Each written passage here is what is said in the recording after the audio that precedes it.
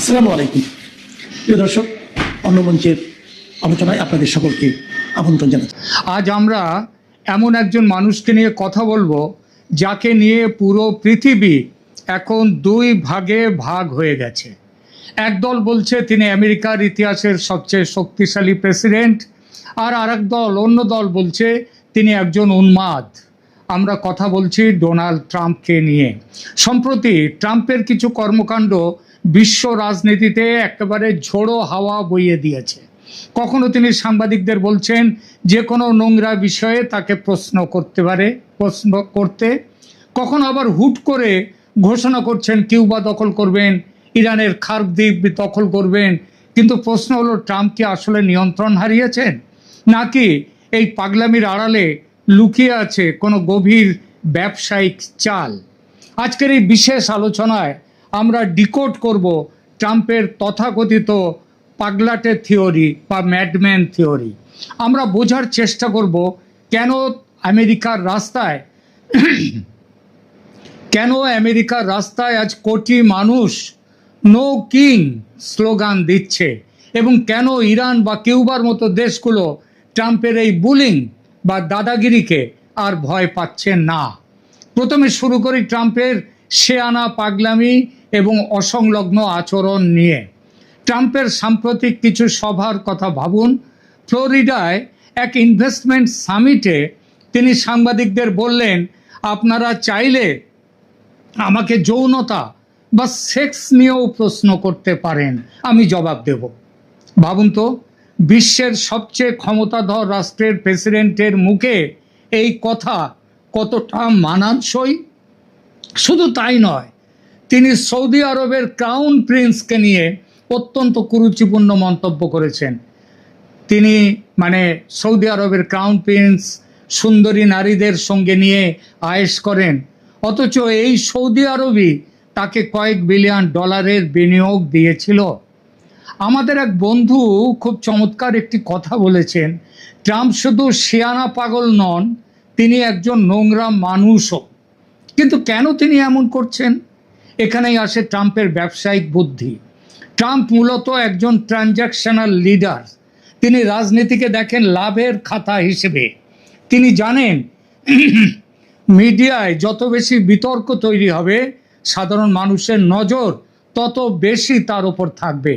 তিনি চান বিশ্ব তাকে একজন অপ্রত্যাশিত, যাকে প্রেডিক্ট করা যায় না, আনপ্রেডিক্টেবল মানুষ হিসেবে চিনুক, যাতে তার প্রতিপক্ষ যারা, তারা সবসময় আতঙ্কে থাকে যে ট্রাম্প কখন কি করে বসেন। এটা ট্রাম্পের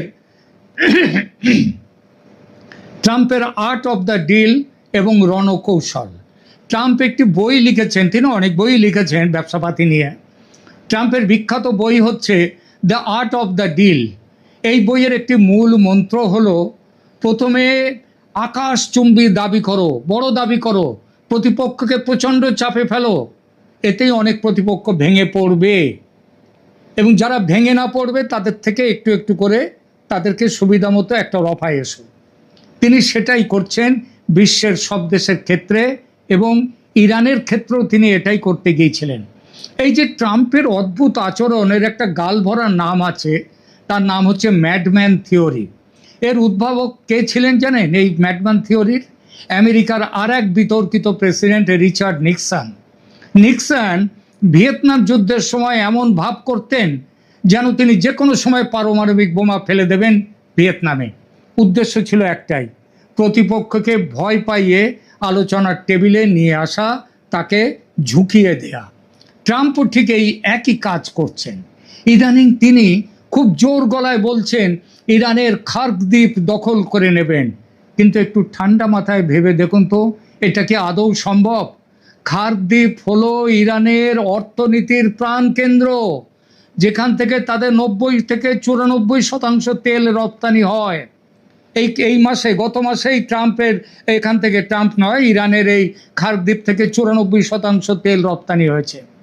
ট্রাম্প যদি সত্যি সেখানে হামলা করেন বা দখল করতে যান, তবে অন্য কথা ছেড়ে দিন, ইরান কি করবে? বিশ্ববাজারে তেলের দাম এক লাফে $150 থেকে $200 পৌঁছে যাবে।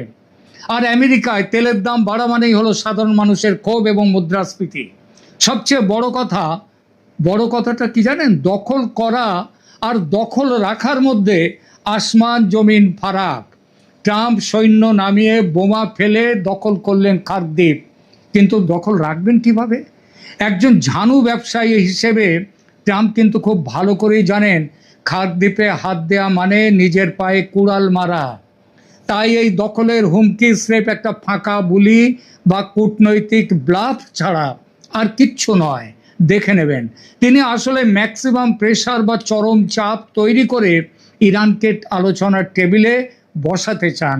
তিনি যুদ্ধ করতে নয়, মানে যুদ্ধকে বিস্তৃত করতে চান না, কারণ তাতে তার হাত পুড়বে। এদিকে ট্রাম্প যখন বিশ্বজুড়ে দাদাগিরি করছেন, নিজের খোদ আমেরিকায় তখন আগ্নেয়গিরি ফুটছে। আমেরিকার মানুষ নিজেদের বিশ্বের ত্রাতা বা রক্ষাকর্তা হিসেবে দেখতে ভালোবাসে, তারা গণতন্ত্র রক্ষা করবে ইত্যাদি ইত্যাদি। কিন্তু তাদের নিজের প্রেসিডেন্ট যখন একজন যুদ্ধবাজ হিসেবে পরিচিতি পায়, তখন সাধারণ আমেরিকানরা আর ঘরে বসে থাকতে পারছে না, পারেওনি।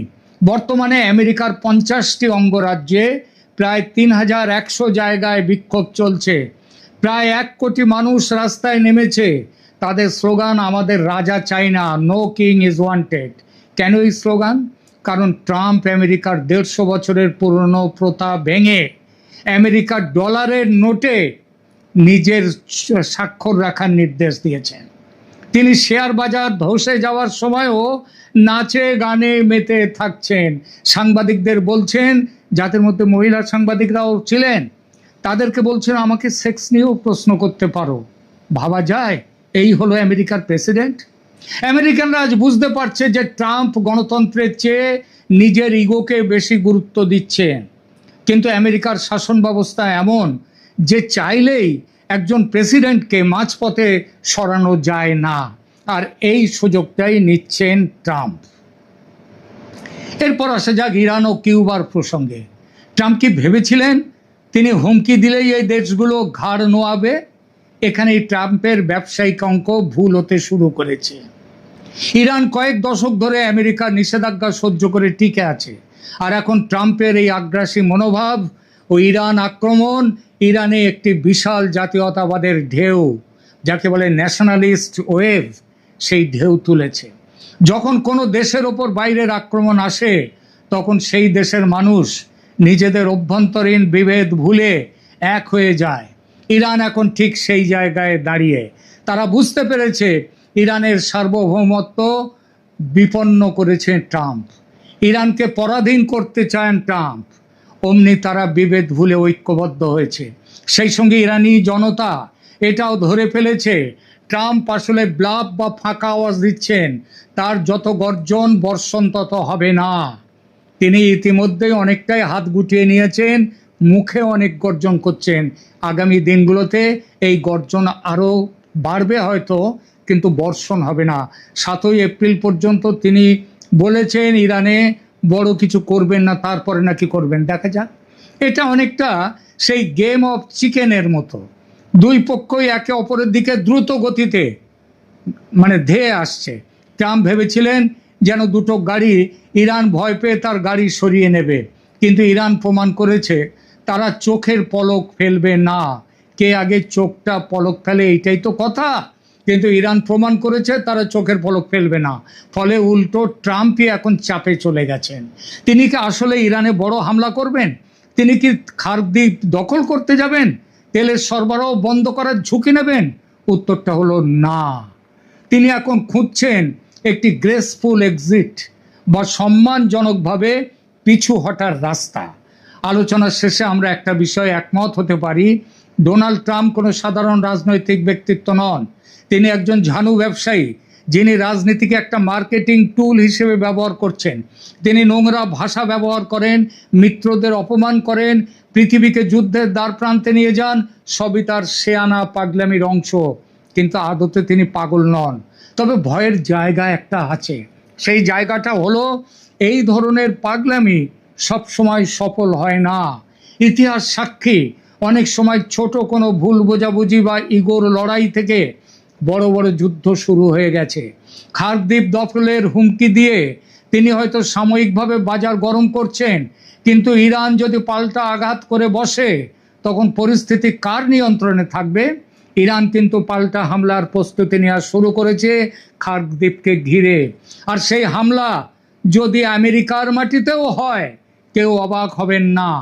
ইরানের হাতে পারমাণবিক বোমা নেই হয়তো বলছি, কারণ বিশ্ব এখনো স্পষ্ট পরিষ্কার সংকেত পায়নি যে তাদের হাতে পারমাণবিক বোমা আছে কিনা। কিন্তু কতটা দূরপাল্লার মিসাইল আছে ইরানের হাতে, সেটা নিয়ে বিশ্ববাসীর জোর সন্দেহ। আর এই সন্দেহটা বেড়েছে দিয়েগো গার্সিয়াতে ইরানের মিসাইল হামলার পর। টেক্সাসের তৈল শোধনাগারে বিশাল বিস্ফোরণে ইরানের হাত আছে, এমন সন্দেহ খোদ আমেরিকায় এবং নিউ ইয়র্কে, যার জন্য সতর্কতা পর্যন্ত জারি হয়ে গেছে। ভীত চিন্তিত আমেরিকার মানুষ আজ তাই রাস্তায় নেমে প্রতিবাদ করছে, যা গণতন্ত্রের জন্য আশার আলো।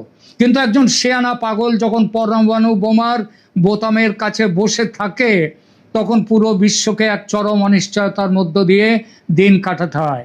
প্রিয় দর্শক, আপনারা কি মনে করেন, ট্রাম্পের এই খার্কদ্বীপ দখলের হুমকি কি আসলে কোনো বড় যুদ্ধের পূর্বাভাস, নাকি স্রেফ আলোচনার টেবিলে সুবিধা পাওয়ার চাল? ইরান কিন্তু তৈরি হয়ে রয়েছে এবং তার প্রমাণও তারা দিয়েছে গত 31-32 দিন ধরে। সুতরাং ইরান কি পারবে ট্রাম্পের এই বুলিং কৌশলকে রুখে দিতে? নিশ্চিতভাবেই ট্রাম্পের সব জারি জুরি শেষ করে দেবে এবার ইরান। বড় শক্ত জায়গায় হাত দিয়ে ফেলেছে ইরান। আপনাদের মতামত? বড় শক্ত জায়গায় হাত দিয়ে ফেলেছে ট্রাম্প সাহেব। আপনাদের মতামত কমেন্ট করে অবশ্যই জানাবেন। আজকের মতো এখানেই বিদায় নিচ্ছি। এখন তারেক রহমান প্রধানমন্ত্রী হওয়ার পর খুব স্বাভাবিকভাবে তিনি যুক্তরাষ্ট্রের সেই কালো তালিকা ভুক্তি থেকে খুব শিগগিরই বেরিয়ে আসতে চাইছেন। মনে রাখবেন, গত বছর 2025 সালে মার্কিন কংগ্রেসের আমন্ত্রণে ন্যাশনাল প্রেয়ার ব্রেকফাস্টে ওয়াশিংটন ডিসিতে আমন্ত্রিত হওয়া সত্ত্বেও তারেক রহমান নিজে যেতে পারেননি, পাঠিয়েছিলেন তার কন্যা জাইমা রহমানকে। এই কিছুদিন আগেই জুবাইদা রহমান ঘুরে এলেন মেলানি ট্রাম্পের সঙ্গে ফার্স্ট লেডিদের এক সভায় অংশ নিয়ে। কিন্তু তারেক রহমান চান সেপ্টেম্বরের আগেই জাতিসংঘের সাধারণ পরিষদে যোগ দেওয়ার ক্ষেত্রে তার যে বাধা আছে সে বাধা দূর হোক। বাংলাদেশে বিএনপি সরকার, তারেক রহমান সরকারকে জাতিসংঘের তরফে একটা কড়া বার্তা পাঠানো হয়েছে, যেখানে উদ্বেগ প্রকাশ করে জাতিসংঘ সরাসরি জানতে চেয়েছে যে সন্ত্রাস বিরোধী আইনের আওতায় আওয়ামী লীগের কার্যক্রম সম্পূর্ণভাবে নিষিদ্ধ করে দেওয়ার মতো কোনো যুক্তিসঙ্গত কারণ ছিল কিনা, সুনির্দিষ্ট অভিযোগ ছিল কিনা, এবং এই যে সারা বাংলাদেশ জুড়ে আওয়ামী লীগের নেতা কর্মীদেরকে নির্বিচারে গ্রেফতার করা হচ্ছে তার কোনো আইনি ভিত্তি আছে কিনা, এবং শেখ হাসিনা সহ আন্তর্জাতিক অপরাধ ট্রাইব্যুনাল এবং আদালতগুলোতে যে বিচার চলছে সে বিচারে যথাযথ ন্যায় বিচারের ধারা অনুসৃত হচ্ছে কিনা, এবং তারা সত্যিকার অর্থেই বিচারকদের এবং আইনজীবীদের স্বাধীনতার সুযোগ গ্রহণ করতে পারছেন কিনা। এই বিষয়গুলো নিয়ে উদ্বেগ প্রকাশ করে জাতিসংঘের তিনটি স্পেশাল রিপোর্টিয়ার দল, জাতিসংঘের মানবাধিকার বিষয়ক স্পেশাল রিপোর্টিয়ার, জাতিসংঘের আরবিট্রারি ডিটেনশন মানে নির্বিচার গ্রেফতার সংক্রান্ত স্পেশাল রিপোর্টিয়ার, এবং জাতিসংঘের বিচারক এবং আইনজীবীদের স্বাধীনতা অর্থাৎ বিচার বিভাগের স্বাধীনতা নিশ্চিতকরণে যে স্পেশাল রিপোর্টিয়ার কাজ করেন, তিনজনে মিলে তিনজনের স্বাক্ষরিত চিঠি একটা পাঠানো হয়েছে। সরাসরি প্রধানমন্ত্রী তারেক রহমানকে উদ্দেশ্য করে সেই চিঠি লেখা হয়েছে এবং সেই চিঠি লিখে 10টি সুনির্দিষ্ট প্রশ্ন করা হয়েছে তারেক রহমান সরকারকে এবং আশা প্রকাশ করা হয়েছে 7 দিনের মধ্যে তারেক রহমান সরকার জাতিসংঘকে এই প্রশ্নগুলোর যথাযথ উত্তর দেবেন। মানে এর কোনো আইনি একেবারে বাধ্যবাধকতা কোনো দেশের ওপরেই থাকে না। জাতিসংঘ যখন কোনো বিষয়ে উদ্বেগ প্রকাশ করে, বিশেষ করে স্পেশাল রিপোর্টাররা যখন উদ্বেগ প্রকাশ করেন, কিন্তু আমরা জানি যে ইরান, গাজা সহ বিশ্বের নানা ঘটনায়, মানে একেবারে আন্তর্জাতিক শিরোনাম সৃষ্টিকারী ঘটনায় জাতিসংঘকে একটা নখদন্তহীন বাঘ বলে মনে হলেও, মানে একেবারে একটা অকেজো কাগুজে বাঘ বলে মনে হলেও, বাংলাদেশের মতো দেশের জন্য জাতিসংঘে শান্তিরক্ষী বাহিনী পাঠানো থেকে শুরু করে টিকা সংগ্রহ কিংবা রোহিঙ্গাদের জন্য যথাযথ মানবিক সহায়তা কার্যক্রম চালু রাখার জন্যও জাতিসংঘের জন্য বাংলাদেশের মতো দেশগুলোর সম্পর্ক খুবই ভালো রাখা, কার্যকরী রাখা অত্যন্ত গুরুত্বপূর্ণ। শুধু যে সে কারণে জাতিসংঘের সঙ্গে সক্রিয় সম্পর্ক তৈরিতে তারেক রহমান সরকার, বিএনপি সরকার বিশেষভাবে আগ্রহী তাই নয়। তারেক রহমান খলিলুর রহমানকে পররাষ্ট্রমন্ত্রী করতে নিযুক্ত হওয়াতে রাজি হওয়ার পর প্রথম খলিলুর রহমানকে যে অ্যাসাইনমেন্ট দিয়েছেন সেটা হচ্ছে জাতিসংঘের 81তম সাধারণ অধিবেশনে বাংলাদেশ যাতে সভাপতিত্ব পদে প্রতিদ্বন্দ্বিতা করে এবং তিনি পররাষ্ট্রমন্ত্রী খলিলুর রহমানকে মনোনয়ন দিয়ে সেই সভাপতি পদে মনোনীত হওয়ার বিষয়টি নিশ্চিত করতে সারা পৃথিবীতে প্রয়োজনে এক রকমের নির্বাচনী যোগাযোগের যে সফর সেগুলো করতে পরামর্শ দিয়েছেন। এই যে জাতিসংঘের সাধারণ পরিষদের অধিবেশনে সভাপতি হতে বাংলাদেশের বিশেষ আগ্রহ এবং প্রধানমন্ত্রী তারেক রহমানের বিশেষ আগ্রহ, তার একটা কারণ 2007 সালের 1/11 সময় তারেক রহমানের যা যা ক্ষতি হয়েছিল তার মধ্যে একটা বড় ক্ষতি ঘটেছিল। সে সময় ওই 1/11 ঘটাতে অত্যন্ত সক্রিয় মার্কিন প্রশাসনের যে প্রতিনিধি বাংলাদেশে ছিলেন, মার্কিন রাষ্ট্রদূত জেমস এফ মরিয়ার্টি, তিনি তখন মার্কিন পররাষ্ট্র দপ্তরে রীতিমতো ঘন ঘন তার বার্তা লিখে তারেক রহমান সম্পর্কে যেসব মন্তব্য করেছিলেন তাতে তারেক রহমানের যুক্তরাষ্ট্রের সকল ভিসা বাতিল হয়ে গিয়েছিল এবং এখন পর্যন্ত তারেক রহমান যুক্তরাষ্ট্রে আর প্রবেশাধিকার পান নাই।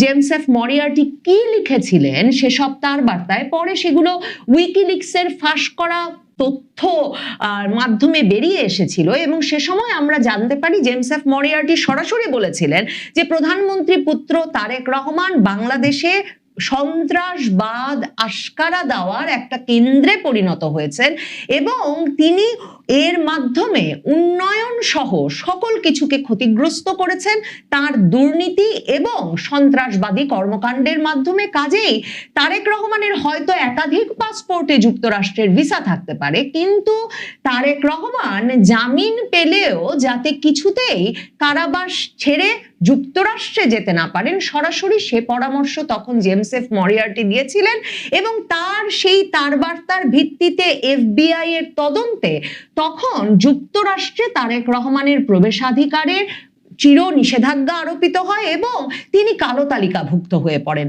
মানে সেই কালো তালিকায় কিন্তু প্রধানমন্ত্রী মোদিও ছিলেন, যখন তিনি প্রধানমন্ত্রী ছিলেন না, ছিলেন গুজরাটের মুখ্যমন্ত্রী, কিন্তু পরে প্রধানমন্ত্রী হওয়ার পর সেই কালো তালিকা থেকে তিনি বেরিয়ে আসতে পেরেছেন। এখন তারেক রহমান প্রধানমন্ত্রী হওয়ার পর খুব স্বাভাবিকভাবেই তিনি যুক্তরাষ্ট্রের সেই কালো তালিকা ভুক্তি থেকে খুব শিগগিরই বেরিয়ে আসতে চাইছেন। মনে রাখবেন গত বছর 2025 সালে মার্কিন কংগ্রেসের আমন্ত্রণে ন্যাশনাল প্রেয়ার ব্রেকফাস্টে ওয়াশিংটন ডিসিতে আমন্ত্রিত হওয়া সত্ত্বেও তারেক রহমান নিজে যেতে পারেননি, পাঠিয়েছিলেন তার কন্যা জাইমা রহমানকে।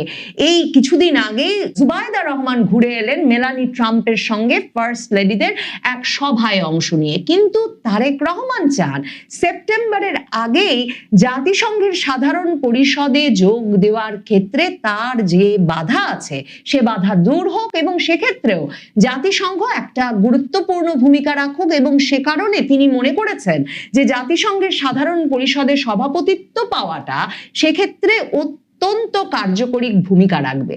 এখন তারেক রহমানের জন্য তাই এই যে চিঠিটা, সেই চিঠি অনেক বেশি গুরুত্ব বহন করে। এই চিঠিতে জাতিসংঘের স্পেশাল রিপোর্টাররা মূলত যে বিষয়গুলোতে আপত্তি করেছেন সেই বিষয়গুলো হচ্ছে: এক, কি করে আন্তর্জাতিক সন্ত্রাসবাদ বিরোধী আইনটিকে আওয়ামী লীগ নিষেধাজ্ঞায় বলবৎ করা হলো, এবং তারা জিজ্ঞেস করেছে যে কোন সুনির্দিষ্ট তথ্যের ভিত্তিতে এবং সুনির্দিষ্ট ঝুঁকির ভিত্তিতে একটা প্রজ্ঞাপনের মাধ্যমে এরকম একটা ব্ল্যাঙ্কেট নিষেধাজ্ঞা আরোপ করা হলো এই দলটির বিরুদ্ধে। স্পেশাল রিপোর্টারদের এই উদ্বেগের বিষয়ে লেখা 18-19 পাতার যে প্রতিবেদন, সেটা পড়লে পরিষ্কারভাবে বোঝা যায় যে তাদের কাছে সকল তথ্য আছে। তারা একটা বর্ণনা দিয়েছেন যে তাদের কাছে কি কি তথ্য আছে। সেখানে তারা আলাপটা শুরুই করেছেন 2024-এর জুলাই আগস্টে শেখ হাসিনা সরকারের সময় আইন শৃঙ্খলা রক্ষাকারী বাহিনী যে জবরদস্তি করেছে, যে বল প্রয়োগ করেছে সে বিষয়ে লিখে, এবং সেখানে তারা বলেছে যে শেখ হাসিনা সরকারের সময়ে সে সময় আন্দোলন দমনে আইন শৃঙ্খলা রক্ষাকারী বাহিনীর অতিরিক্ত বল প্রয়োগে 1400 জন পর্যন্ত নিহত হয়ে থাকতে পারেন বলে যে অভিযোগ আছে সেটিও তাদের জানা। কিন্তু জাতিসংঘ বলছে যে তারা মনে করে সুনির্দিষ্ট ব্যক্তিদের চিহ্নিত করে সুনির্দিষ্ট অপরাধের দায়ে বিচার করতে হবে। সেজন্য বাংলাদেশের একটা বৃহত্তম রাজনৈতিক দলকে নিষিদ্ধ করে দেওয়া সরাসরি জাতিসংঘের সঙ্গে রাষ্ট্রগুলোর যে চুক্তি ICCPR এর ভিত্তিতে, মানে সিভিল অ্যান্ড পলিটিক্যাল রাইটস নিশ্চিতকরণের যে সনদ জাতিসংঘে সকল রাষ্ট্র সই করেছে, তার ভিত্তিতে ওরকম করে একটা রাজনৈতিক দলকে সুনির্দিষ্ট ব্যক্তিদের বিচার না করে ঢালাওভাবে নিষেধ করে দেওয়া সরাসরি জাতিসংঘের ICCPR এর ফ্রিডম অফ এক্সপ্রেশন, মত প্রকাশের স্বাধীনতা, সমাবেশের স্বাধীনতা, সংঘবদ্ধ হওয়ার স্বাধীনতা, জনসংযোগ সহ মানে জনপরিসরে বিভিন্ন কাজে সম্পৃক্ত হওয়ার যে স্বাধীনতা এবং ন্যায় বিচার পাওয়ার অধিকার সহ একটা জীবনে বেঁচে থাকার যে অধিকার, রাইট টু লাইফ, এসবের সরাসরি লঙ্ঘন বলে অভিহিত করেছে সুনির্দিষ্টভাবে। ICCPR এর কোন কোন আর্টিকেল, কোন কোন অনুচ্ছেদ বাংলাদেশ সরকার এসবের মাধ্যমে লঙ্ঘন করছে তা উল্লেখ করে সেখানে সরাসরি জাতিসংঘ আরেকটা গুরুত্বপূর্ণ কথা তারেক রহমান সরকারের উদ্দেশ্যে সরাসরি বলেছেন। তারেক রহমানের সরকার, স্বরাষ্ট্রমন্ত্রী সম্প্রতি সংসদে দাঁড়িয়ে বলেছেন পুলিশ হত্যার বিচার করার কোনো প্রশ্নই ওঠে না, কারণ যা ফয়সালা হওয়ার মাঠে হয়ে গেছে, অভ্যুত্থানকারীদের ওপর, হামলাকারীদের ওপর যে মৃত্যু, তার কোনো বিচার হতে পারে না। মানে তিনি নিজেই সিদ্ধান্ত নিয়েছেন সংসদে দাঁড়িয়ে যে অভ্যুত্থানকারীরা তাদের ওপর হামলা হয়েছিল বলে এমনকি যে পুলিশ সদস্য হামলা করে নাই তাদেরকেও যে মেরে এসেছে সেটাও মানে থানা পুড়িয়ে দিয়েছে, থানা জ্বালিয়ে দিয়েছে, ঢালাওভাবে থানার সকল পুলিশ সদস্যকে পর্যন্ত হত্যা করেছে, কিংবা নিরস্ত্র পুলিশ সদস্য হেঁটে যাচ্ছিলেন তাকে পিটিয়ে মেরে ঝুলিয়ে রেখেছে। স্বরাষ্ট্রমন্ত্রী সিদ্ধান্ত দিয়ে দিয়েছেন সংসদে দাঁড়িয়ে যে এগুলো নাকি বিচারের প্রয়োজন নাই, এগুলো ঠিক আছে, মানে এগুলোকে আন্দোলনের ঘটনা হিসেবে দেখতে হবে। জাতিসংঘ এই প্রতিবেদনে সুস্পষ্টভাবে তাদের এই যে উদ্বেগ জানিয়ে প্রধানমন্ত্রী তারেক রহমানকে লেখা চিঠিতে সুস্পষ্টভাবে বলেছে যে 2024-এর 5ই আগস্টের পর সংবিধানে না থাকা সত্ত্বেও যে অন্তর্বর্তীকালীন সরকার গঠিত হয়, সে সরকারের আমলে 5ই আগস্টের পর থেকে যে ঢালাওভাবে আওয়ামী লীগ কর্মী এবং আওয়ামী লীগ সমর্থক হিসেবে চিহ্নিত করার ফলে যেসব ব্যক্তিবর্গের উপর হামলার ঘটনা ঘটেছে, ফৌজদারি অপরাধের ঘটনা ঘটেছে, এমনকি হত্যার ঘটনা ঘটেছে, সেগুলোকেও বিচারের আওতায় আনতে হবে। এবং জাতিসংঘ সুস্পষ্টভাবে বলেছে 24-এর জুলাই আগস্ট এবং 24-এর জুলাই আগস্ট পরবর্তী আওয়ামী লীগ সম্পর্কিত ব্যক্তিবর্গের উপর হামলা এবং হত্যার ঘটনা সহ সকল অপরাধকে বিচারের আওতায় আনবার মাধ্যমে ন্যায় বিচার নিশ্চিত করতে হবে এবং সরকারকে জানাতে হবে যে তারা সেটা করছে কিনা। তারেক রহমান সরকারকে ডিসঅ্যাগ্রিগেটেড ডেটা মানে সরাসরি একেবারে সুনির্দিষ্ট পরিসংখ্যান দিতে বলা হয়েছে। কতজনকে গ্রেফতার করা হয়েছে, কি অভিযোগে গ্রেফতার করা হয়েছে, তাদেরকে বিচারের আগে কতদিন ধরে আটকে রাখা হয়েছে, কিভাবে বিচার প্রক্রিয়া চলছে এবং এই আওয়ামী লীগের সঙ্গে সংশ্লিষ্ট ব্যক্তিদের কতজনকে এ পর্যন্ত জামিন দেওয়া হয়েছে এবং কতজনের ক্ষেত্রে এ পর্যন্ত তদন্ত রিপোর্ট দেওয়া হয়েছে, সেই বিষয়গুলোর ডিসএগ্রিগেটেড ডেটা, একেবারে সুনির্দিষ্ট আলাদা আলাদা পরিসংখ্যান দিতে বলা হয়েছে। এর বাইরে জাতিসংঘ জানতে চেয়েছে যে তাদের কাছে নির্যাতন এবং হেফাজতে মৃত্যুর যেসব তথ্য আসছে সেসব বিষয়ে সরকারের কাছে কি তথ্য আছে এবং সরকার কোনো তদন্ত পরিচালনা করেছেন কিনা। প্রশ্নগুলো কঠিন, তবে তারেক রহমান সরকার, প্রধানমন্ত্রী তারেক রহমান জাতিসংঘকে এসব প্রশ্নের উত্তর দিয়ে সন্তুষ্ট করতে না পারলে জাতিসংঘের সভাপতিত্ব পদ পররাষ্ট্রমন্ত্রী খলিলুর রহমানের জন্য কতটা সহজ হবে, আর জাতিসংঘের সাধারণ পরিষদে মার্কিন যুক্তরাষ্ট্রের ভিসা নিয়ে সরকার প্রধান হিসেবে যাওয়া তারেক রহমানের জন্য কতটা মসৃণ হবে তা বলা মুশকিল।